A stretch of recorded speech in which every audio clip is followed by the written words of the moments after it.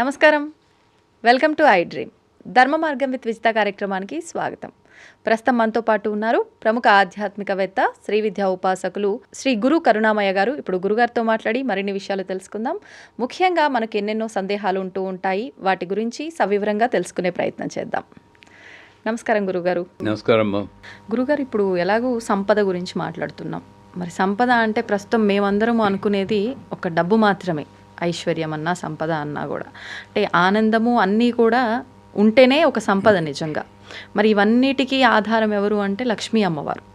లక్ష్మీ అమ్మవారి ఇంట్లో స్థిరంగా ఉండదు, ఆమె చెంచలం అంటారు. మరి నిజంగా ఆమెని అలా తీసుకొచ్చి మన ఇంట్లో తిష్ట వేసి కూర్చోబెట్టుకోవచ్చు అంటారా? ఎలా సాధ్యపడుతుంది? ఏదైనా మంత్రం ఉందా అండి దానికి? నేను ఏదో వీడియోలో చూశాను, ఈ వేరు మీరు ఇంట్లో ఉంటే లక్ష్మీదేవి ఇంట్లో దొల్లుతుంది, అవును, ఈ తాళం కుబేర తాళం చెవి ఇవన్నీ వస్తుంటాయి. ఇదంతా కూడా వాళ్ళని నేను తప్పు పట్టడం. ఆ పెట్టి వాళ్ళు కూడా అమ్మవారి స్వరూపాలు. నువ్వు ఎంతవరకు మాయలో పడతావు, ఆవిడని వదిలేసి పక్కదారి చూస్తావా, అదే ఆవిడకి కావాలి. ప్రతి ఒక్కడూ మాయలో పడాల్సిందే, అది ఆవిడకి మహా ఇష్టం. ఆడుకోవడం. జ్ఞానినాంపి చేతాంతి దేవీ భగవతీసా బాలాద్ ఆకృష్య మోహాయ మహామాయా ప్రచతి. ఆకృష్య, ఆ మాయలో పడి మోహం కొట్టుకుంటే ఆమె విలాసంగా చూస్తుంది. బాగుందా? ఎంత పవర్ ఉంది అనుకుంటుంది. అప్పుడైనా సరెండర్ అవుతావా అని. ఇది ఆవిడ అమ్మ యొక్క స్వరూపం. అంచేత ఇప్పుడు లక్ష్మీదేవి అంటే శ్రీ సూక్తం అర్థం చదవాలి దానికి. ఓకే, శ్రీ సూక్తం అర్థం ఎక్కడైనా ఉంటే చదవండి. ఎవరు రాసినా కరెక్ట్గానే రాస్తారు. నువ్వు దేనికి లక్ష్మీదేవి? లక్ష్మీదేవి అంటే డబ్బు కాదు. నా ఇంటికి ఒకడు వస్తే లేదనకుండా అన్నం పెట్టగలిగిన డబ్బు. నేను చేర్చుకుని ఇల్లు కొనుక్కోవడానికి డబ్బు కాదు. ఐశ్వర్యము అంటే క్షుత్పిపాతామలాన్ జ్యేష్ఠాం అలక్ష్మీర్ నాశయామ్యహం అభూతిం అసమృద్ధించ సర్వాన్నిర్ణతమే గృహాన్. ఆ కాలంలో నాకు ఆకలి దప్పికొస్తే అమ్మా ఈ తినడాలు మలమూత్రాల కోసం టైం వేస్ట్ అవుతుంది, అది లేకుండా చేసేవనుకో అనైశ్వర్యం అలక్ష్మి చేరకుండా చేస్తే ఆ టైం కూడా నీ పూజ చేసుకుంటారు. చూడండి వాళ్ళ ప్రేమ ఎలా ఉంది.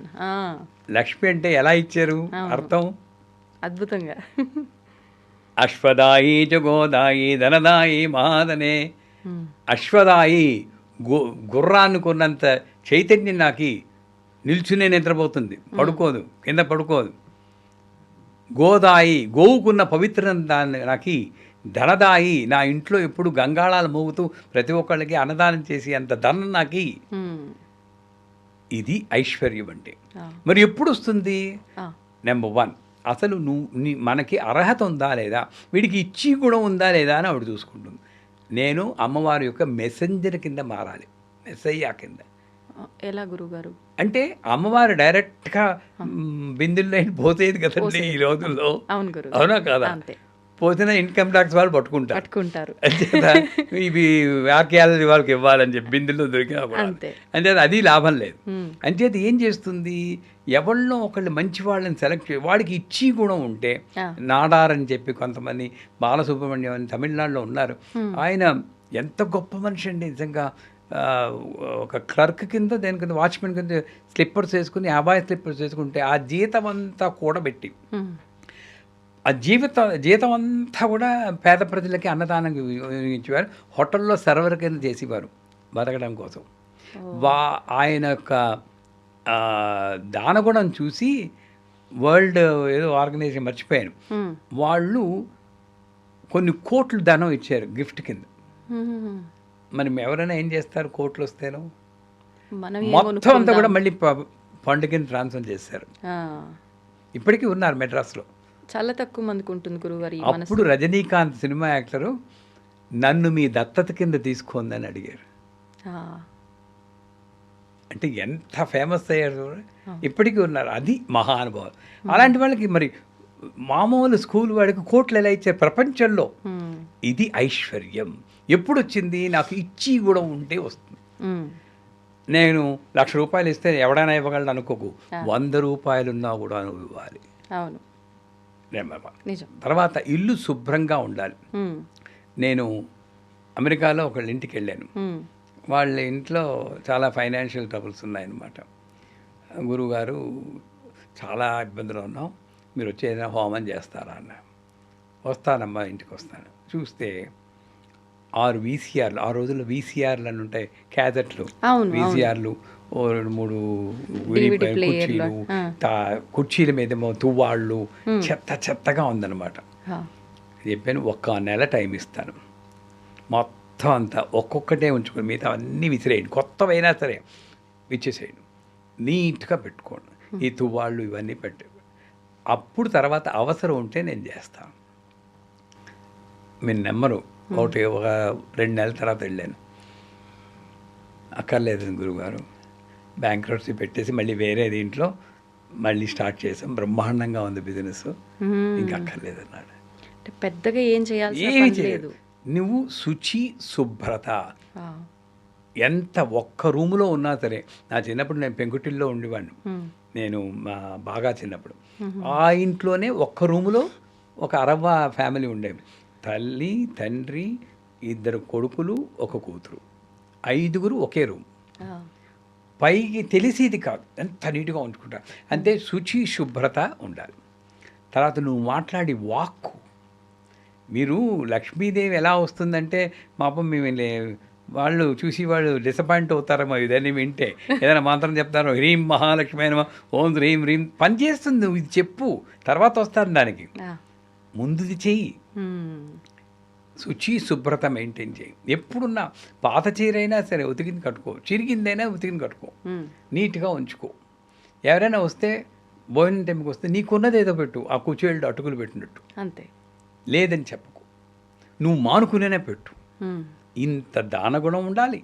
వాక్కు ఎప్పుడు పాజిటివ్గా మాట్లాడు, శుభ్రంగా మాట్లాడు. అమ్మవారి నామం, ఎలా ఉన్నారు మీరు అడిగితే విజిత్ గారు అంటే, బాగున్నాను అనకండి, అమ్మ దయవల్ల బ్రహ్మాండంగా ఉన్నాను. ప్రతిసారి అమ్మ అమ్మ అమ్మ అమ్మ, మీ నుంచి ఇదే సమాధానం వస్తుంది ప్రతిసారి. అలా కాదు, మీ ఫోన్ చేసినప్పుడల్లా నేను అదే చెప్తాను, అమ్మ దయవల్ల. ఆ టైంలో నాకు జ్వరం అవ్వచ్చు, ఇంకోటి హాస్పిటల్లో ఉన్నప్పుడుగా ఫోన్ చేశారు, అమ్మ దయవల్ల బ్రహ్మాండంగా ఉన్నాను. ఎవరికి వస్తుందండి, హాయిగా పెద్ద బెడ్, నర్సులు వేళకి ఇంత ఫుడ్ ఇస్తున్నారు. అక్కడ కూడా మీరు భోగం అది. ఎప్పుడు ఎన్నాళ్ళు బతకాలో ఆవిడ చూసుకుంటుంది. ఈ భోగం ఎవరికి కాదు, దొరకునా ఇటువంటి సేవ. ఎప్పటికి కప్పు వెళ్తుంది, లేకపోతే రోజు నేనే కప్పుకోవాలి, ఆవిడ కప్పు వెళ్తుంది.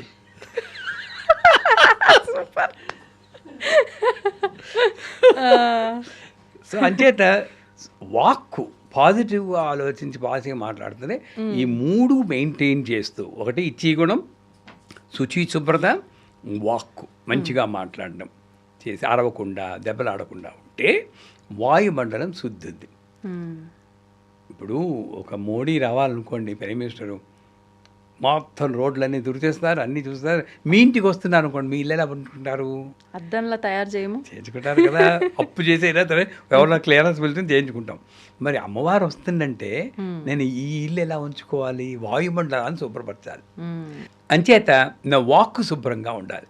వాయుమండలాన్ని అశుద్ధపరిచే గట్టిగా అరవడాలని మానేసి కొన్నాళ్ళ పాటు, 1 నెల రోజుల పాటు చేయండి. ఈ సాధన ముందు చేయండి. తర్వాత నేను చాలాసార్లు చెప్పాను, మీకు చెప్పానో లేదో కానీ, ఏలకుల మాల అని చెప్పి వెంకటేశ్వర స్వామికి ఏలకుల మాల వేయడం, లేదా శుక్రవారం కిస్మిస్ పళ్ళు తీసుకుని, ఎండు ద్రాక్ష తేనెలో కొంచెం ముంచి, ఓం శ్రీం హ్రీం శ్రీం కమలే కమలాలయే ప్రసీద శ్రీం హ్రీం శ్రీం ఓం మహాలక్ష్మి అని మంత్రం ఉంది. అది దీక్ష తీసుకోవాలి, గురువు గారి దగ్గర దీక్ష తీసుకుని. కానీ లేదా దీక్ష అక్కర్లేదు అనుకుంటే హ్రీం మహాలక్ష్మి హ్రీం ఇక్కడ నుండి ఆ శబ్దం ఉంటే చాలు. దాంతో అమ్మవారికి పూజ చేసి 108 సార్లు చెప్పి ఆ కిస్మిస్ పండునే మీరు ప్రసాదం కింద తినాలి. ఎన్ని కిస్మిస్లు పెట్టాలనేది 108. అంటే మీరు అనొచ్చు, డబ్బులు లేనప్పుడు 108 కిస్మిస్లు అంటే ఈ రోజుల్లో ఎంత ఖర్చు అండి. కిస్మిస్ల సంగతి పక్కన పెట్టండి గురువుగారు, ఏదో రకంగా ఒకసారి ఒక 1/2 కేజీ తెచ్చిపెట్టుకుంటే అయిపోతుంది. కానీ ఏలకుల దండ మరి. ఒక ఆవిడ ఈ వీడియో చూసి కమెంట్ కూడా చేసి, అసలే డబ్బు లేకుండా పోతే ఆ మహానుభావుడు ఏలకులు కొలమంటున్నారు ఎక్కడిది అని. మనసు ఉంటే మార్గం ఉంటుంది, ఎలాగో అలా వస్తుంది. ముందు చెయ్యాలి అని ప్రతిదానికి నేను అడ్డంగా ఆలోచిస్తుంటే పెళ్లి చేస్తుంటే ఇన్ని డివోర్స్ కేసులు ఉన్నాయి. ఈ పెళ్లి డివోర్స్ అవుతుందేమో అనుకుని నువ్వు చెయ్యం, పక్కనే అవుతున్నా నువ్వు పక్క చేస్తున్నావు. ఆ కాన్ఫిడెన్స్ నీకు ఉండాలి అంతే. సో ఏలకులు ఏంటి, ప్రతీదీ వస్తాయి. ఏలకులు మాలేంటి, 27 ఏలకులు, అంతకి నేను 27 ఏలకులు తీసుకోమన్నాను. ఎవరికైనా లేదంటే మా దీనికి ఒకసారి ఫోన్ చేయమండి, మేము పంపిస్తాం ఏలకులు. సరేనా? 52 వారాలు. ఎవరో ఇప్పుడు నాకైనా కాన్ఫిడెన్స్, నేనేం కోటీశ్వరుని కాదు, మా పీఠం కట్టుకోవడానికే డబ్బులు లేక ఇప్పుడు నానా అవస్థలు పడుతున్నాం. కానీ నా నమ్మకం ఏంటంటే ఇచ్చి కూడా ఉండాలని ఇందాక చెప్పాను కదా, నేను ఇవ్వడానికి రెడీ అయితే డబ్బులు అదే వస్తాయి. అది నా నమ్మకం. మరి ఒకసారి ఇదే అన్నారు ఇంకో ఛానల్లో, నేను ఇస్తానంటే ఇంతమంది యాలకులంటే ఎన్ని కిలోలు కొంటావు అని అడిగారు మా వాళ్ళు. అవే వస్తాయి చూడండి. అంత అమ్మదయ్యా, అంతే. నిజంగా ఇవ్వాల్సి వస్తే అమ్మాయి అన్ని చూసుకుంటుంది. నేను ఇచ్చేవాడిని కాదు కదమ్మా. సో 27 యాలకులు తీసుకుని ఓ చిన్న పాత్రలో, ఆ పాత్ర కూడా స్టీల్ పాత్ర కాకుండా ఒక ఇత్తడి కానీ లేదా గ్లాస్ పాత్ర, మట్టి పాత్ర అయినా, దాంట్లో నీళ్లు పోసి కొంచెం పసుపు వేసి ఒక్క 10 సెకండ్లు నాననివ్వాలి. అది ఎక్కువ నానితే మళ్ళీ విరిగిపోతాయి. సో నాన్నిచ్చాక ఒక వెంకన్న బాబు విగ్రహం ఉండాలి, చిన్నది విగ్రహమే ఉండాలి గురుగారు ఖచ్చితంగా. విగ్రహం ఉంటే మీరు వెయ్యాలి కదా, దండ వెయ్యాలి. ఆ విగ్రహం మాత్రం కొనుక్కోవాలి. ఎవరినైనా అడిగి కొంచెం సాయం చేయమని. ఎంతో ఎక్కువ ఉండదు, 500 రూపాయలు ఉంటుంది. అది ఎవరో ఒకళ్ళు ఆ మాత్రం సాయం చేయగలరు. ఆ విగ్రహం తీసుకుని శనివారం ఏదో టైంలో ఈ ఒక ఏలకులు తీసుకోవడం, సూది దారం ఎక్కించి 2 పేటలు వేసి దానికి కూడా కొంచెం పసుపు రాస్తే మంగళకరంగా ఉంటుంది. ఇలా ఎక్కించి ఓం నమో నారాయణాయ, మన తిరుపతిలో వినబడుతుంది చూడండి. నాకు ఇవాళ కొంచెం దగ్గుంది కాబట్టి అంత గట్టిగా చెప్పలేకపోతున్నాను, కానీ అంత మెల్లిగా, తొందర లేదు, నారాయణాయ అనుకుంటూ ఒక్కొక్కటి కూర్చోాలి. అది మాల అవుతుంది. 27 ఏంటంటే 27 నక్షత్రాల్లో ఎన్ని జన్మలెత్తేమో, ఎన్ని కర్మలు చేసామో, కర్మలన్నీ చేర్చి కూర్చుని కర్మమాల, ఆ కర్మలన్నీ అప్పిచ్చేస్తున్నాం. సో ఆ కర్మలన్నీ అప్పిచ్చేస్తున్నాం. ఆ మాల తయారయ్యాక చేత్తో పట్టుకుని 3 శ్లోకాలు ఉన్నాయి, ఇంచుమించు అందరికీ తెలుసు. శ్రీయకాంతాయ కళ్యాణ నిధే దినాం శ్రీ వెంకట నివాసాయ శ్రీనివాసాయ మంగళం. మంగళాశాసన పరమదాచార్య పురోగమై సర్వైశ్చ పూర్వరాచార్యే సత్కృతాయాస్తు మంగళం. తర్వాత 3వది సర్వమంగళ మాంగళ్యే శివే సర్వార్థసాధికే శరణ్యే త్రంబికే దేవి నారాయణ నమోస్తే. ఈ 3 శ్లోకాలు మీరు వీడియో రిలీజ్ చేసాక మీ డిస్క్రిప్షన్లో మేము పెట్టేస్తాం కావలిస్తే. సో ఈ 3వ శ్లోకం చెప్తున్నప్పుడు వెంకన్న బాబు మెడలో వేయాలి. దంపతులు ఇద్దరు అయినా కూడా ఇద్దరు కలిపి చేయొచ్చు, బెటర్ ఈచ్ ఇండివిజువల్ చేస్తే మంచిది. ఎవరి మాల వాళ్ళది, ఎవరి కర్మ వారిది కదమ్మా. చేసి శనివారం చెయ్యాలి. మళ్ళా వచ్చి శనివారం నాడు ఇంకో కొత్త మాల వేసి ఇది ఎలాగ చేసి ఆ పాత మాల తీసేయాలి. ఇదేం చేయాలి గురుగారు పాత మాల? తొందరపడకే సుందరవదన చెప్తున్నాను కదా. ఇదేం చేయాలంటే ఒక డబ్బా తీసుకుని దాంట్లో వేసి కర్పూరం వేయాలి పాడవకుండా. 52 వారాలు చేశాక 52 మాలలు వస్తాయి. అప్పుడు ఒక హోమం చేయాలి, ఓం నమో నారాయణాయ స్వాహ అని. ఆ హోమం కూడా ఎలా చేయాలో స్క్రిప్ట్ పంపిస్తాం మీకు, ఎవరు అడిగితే వాళ్ళు. అంతే. ఈ లోపల అమ్మవారు కరుణిస్తుంది, ఆర్థిక సమస్యలు బాగోతాయి. అంటే కోట్లు వచ్చేస్తాయని చెప్పం, ఇబ్బందుల నుండి బయటపడతారు. సో 52 వారాలు ఇలా చేసి ఆ హోమం చేస్తే ఇబ్బందుల నుండి బయటపడతారు.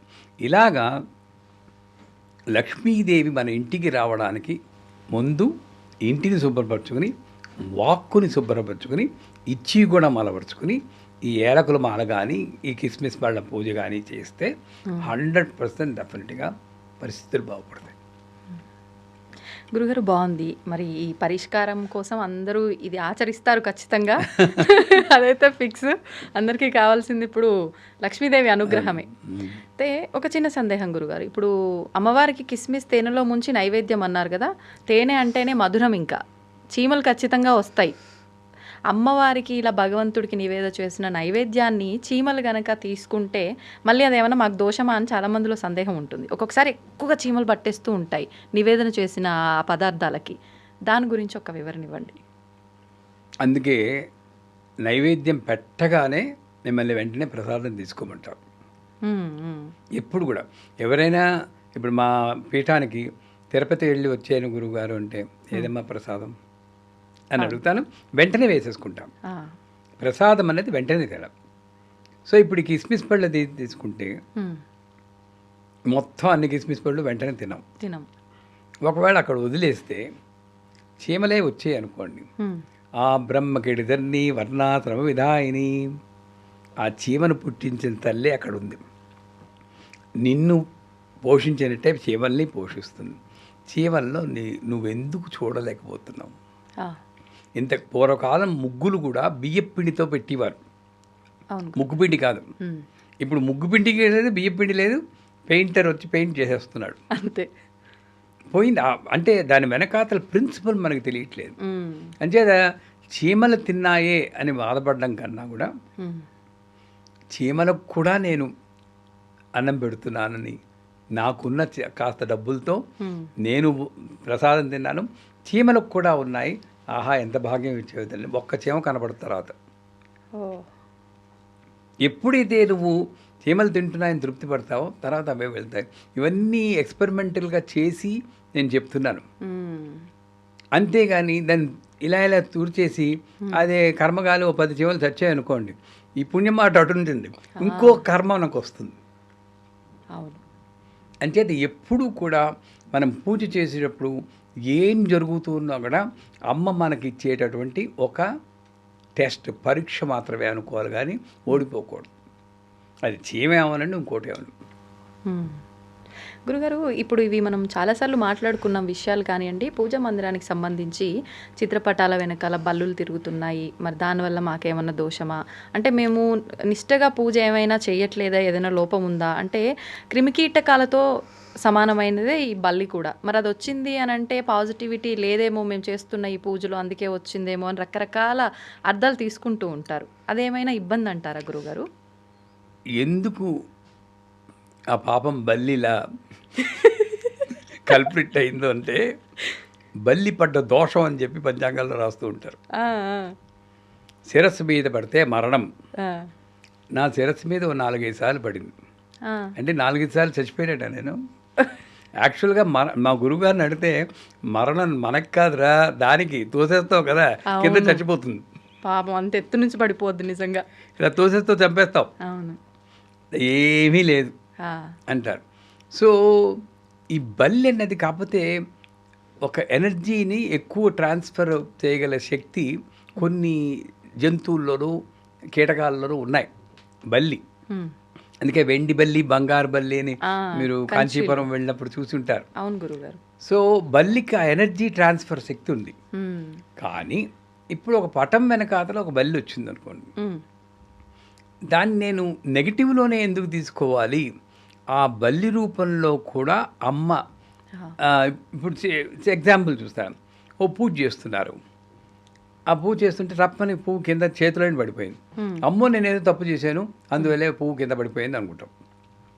అదే నువ్వు అమ్మవారి ఫోటో మీద పెట్టాక పడింది అనుకోండి, వెంటనే రీల్స్ తీసేసి ఫేస్బుక్లోను దాంట్లోనూ ఇన్స్టాలోను ప్రొమోట్ చేసి ఎంతమంది లైక్ చేస్తారో చూస్తాం. అంటే పడడం మాత్రం ఒకటే, ఎక్కడి నుండి పడితే ఒకటే, అక్కడి నుండి పడితే. సో ఇక్కడెక్కడో తప్పు ఉంది మన ఆలోచనలో. నేను పూజ చేసేటప్పుడు ఏ జంతువు వచ్చినా సరే, సాయి కూడా సాయి చరిత్రలో ఒకసారి అంటారు, సాయి నేను ఇన్నిసార్లు నేను చెప్తున్నాను రా రా రా అని పెడతానంటే నువ్వు రావేంటి నా ఇంటికి రొట్టి చేద్దానికంటే 3 సార్లు వచ్చాను, కర్రతో కొట్టి తరిమిస్తే నన్ను ఏం చేయమన్నా అన్నాం, కుక్క రూపంలో వచ్చాను. ఇవన్నీ చదువుతాం, సాయి చరిత్ర పారాయణ చేస్తాం. అవును గురుగారు. తీసుకొచ్చేటప్పటికి ఉడతలో ఉంది రాముడు, ఇవన్నీ ఎందుకు వచ్చాయి, గీతలు ఎందుకు వచ్చాయి, రాముడు నిమిరేడు అంటాం. ఏ జంతువులోనైనా అసలు పురాణం ఉన్నా లేకపోయినా అది అమ్మ సృష్టి అనుకున్నప్పుడు అసలు ఒక లాజిక్గా నేను ఆలోచించాను. పూజ చేసినప్పుడు నాకు ఎందుకు చెడు జరగాలండి? అసలు శ్రీచక్రం ఇంటికి తీసుకొచ్చాను, 70 ఏళ్ళ మా నాన్నగారు మామగారు పోయారు. శ్రీ శ్రీచక్రం మీకు ఇచ్చేస్తున్నానని మొన్ననే ఒకళ్ళు రాశారు. తప్పకుండా ఇచ్చేయండి అమ్మా, ప్రసాదం లేని వాళ్ళకి నేను ఇస్తాను ఫ్రీగాను, ఇచ్చేయండి అన్నాను. అంటే శ్రీచక్రం రావడానికి ఈ నా నాన్నగారు మామగారు పోవడానికి సంబంధం ఏంటని అసలు? ఇది రాకపోతే బతికిపోతారా? ఇదే నిజంగా సంబంధం ఉంటే బోల్డ్ క్లూలెస్ మర్డర్స్ జరిగి వాడిని చంపాలంటే శ్రీచక్రం తీసుకొస్తే వాడు చచ్చిపోతాడు కదా. అంతే కదా, ఎవడు కొనుక్కోలేడు. అప్పుడు నమ్మరు ఇవన్నీ మళ్ళీ. అసలు ఏం లేదు. అంచేత బల్లి కనబడితే పాజిటివ్ నెగిటివ్ ఆలోచించకుండా నన్ను అడిగితే పిచ్చో వెర్ర అనుకోకండి, ఆ బల్లికి నమస్కారం పెట్టుకోండి. స్వామి అలా వచ్చాడు అనుకోని ఏం రాకూడదా? రావచ్చు గురుగారు, ఏ రూపంలో అయినా ఉండొచ్చు అని చెప్పి అన్నారు కదా. అది దేవి చండీ సప్తతిలో 10వ అధ్యాయంలో 11వ అధ్యాయంలో చెప్తుంది, నేను భ్రామరి రూపంలో వస్తాను, నిన్న ఆ రాక్షసుని రక్షిస్తాను, శాకంబరి కాయగూరల కింద వస్తాను, ఆకుల కింద వచ్చి నిన్న రక్షిస్తాను, శాకంబరి అని పిలుస్తారని చెప్పుకుంటాను. అది చూసేకైనా సరే, అది చదివేకైనా సరే మనకి ఏ రూపంలోనైనా అమ్మవారు రాగలదు అన్న నమ్మకం నాకు రాగాలి. అప్పుడు ఇటువంటి డౌట్స్, సందేహాలు మనకు రావు.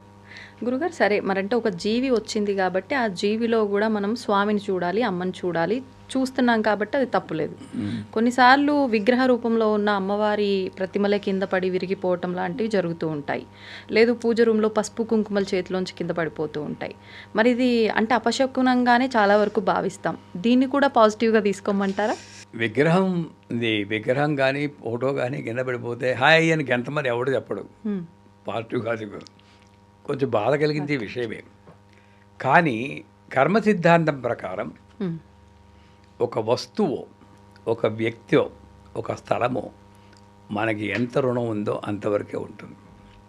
మీకు ఎంత రుణం ఉంటుందో ఆ స్థలంలో మీరు అంతే ఉంటారు. తర్వాత ఖాళీ చేసి వేరే చోటికి పోతారు. మీ ప్రమేయం లేదు. వ్యక్తులు అదృశ్యమైపోతూ ఉంటారు. చేతిలో పళ్ళెం విరిగిపోతుంది.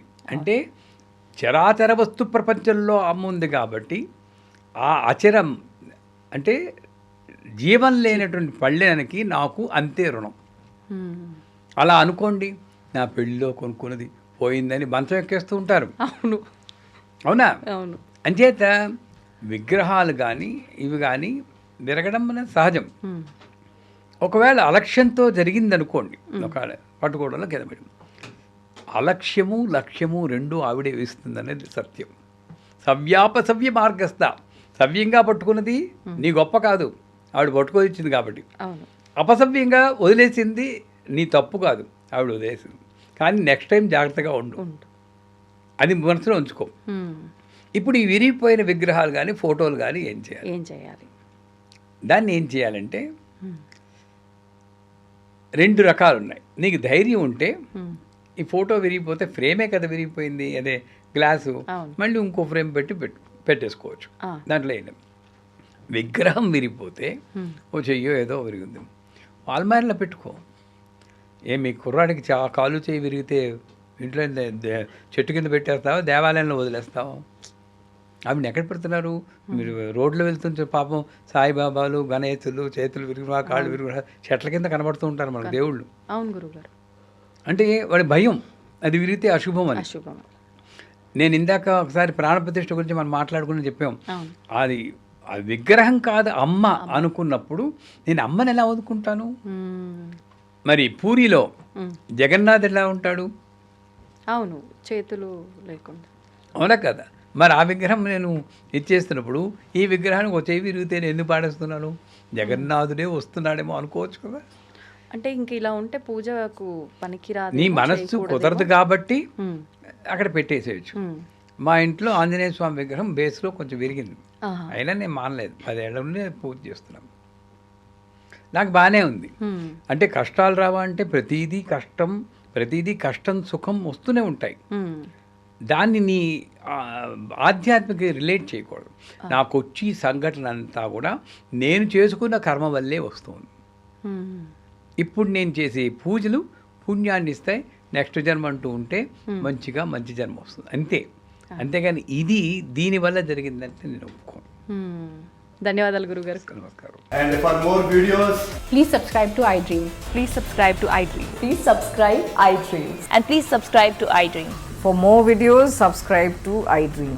please like, share, and subscribe to the channel. Congratulations, iDream. Subscribe to iDream. Subscribe to iDream. So subscribe to iDream Media. iDream की iDream team अंदर की huge congratulations. Please subscribe iDream Media. Please subscribe to iDream. Subscribe iDream. Please subscribe to iDream.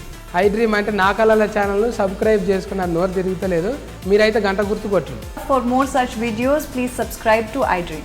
Subscribe to iDream. Please subscribe to iDream. Please subscribe iDream Media. Please do subscribe to iDream. Please subscribe to iDream Media. For best entertainment and information, please subscribe iDream. And don't forget to subscribe to iDream.